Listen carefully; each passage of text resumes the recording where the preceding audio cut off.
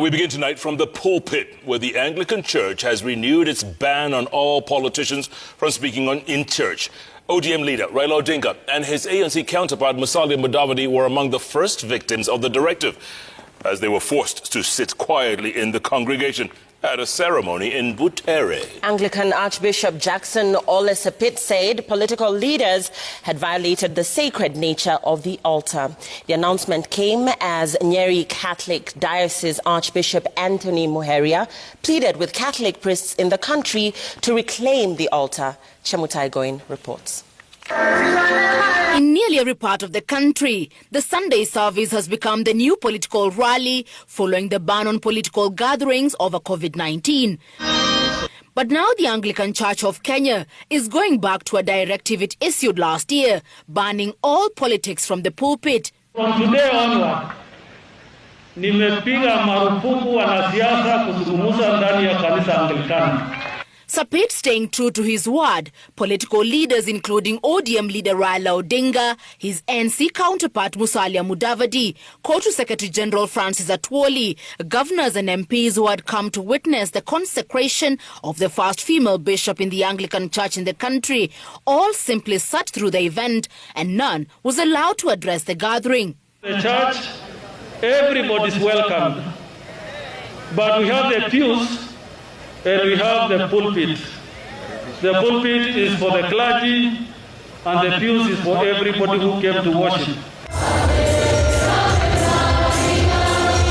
The seeming takeover of churches by the politicians has put the clergy under pressure with claims that they have surrendered their authority to politicians in favor of handouts. The Catholic Church, that had also banned politics from the pulpit, says there is no turning back on the move to keep politicians at bay.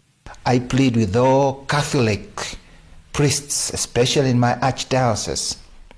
I plead with all, following the call of our chairman of the Kenya Conference of Catholic Bishops, that we be firm, that the politicians have a place to come and pray, but have no space to speak in our churches. With less than 11 months to the next general election, the clergy say the leaders have abused the church premises and are beginning to compromise the very role of the church in society.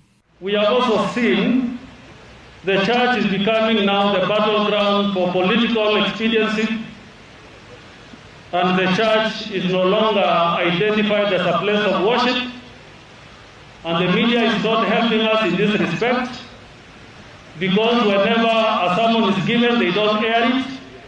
They air political statements given in the church. Because of their greed of votes and popularity, decided the places of worship are owned by them. They are demanding in churches, in places of worship, to have a political rally, to address people politically. The Catholic Church has said it very clearly that we will not allow the politicians to speak in our churches. Last year, a similar order was given by several churches, but it was largely ignored. It remains to be seen whether the latest ban will truly keep politicians at bay, or will it turn out to be one of the many promises made in the country never to be fulfilled. Chemutai Goin, Citizen TV.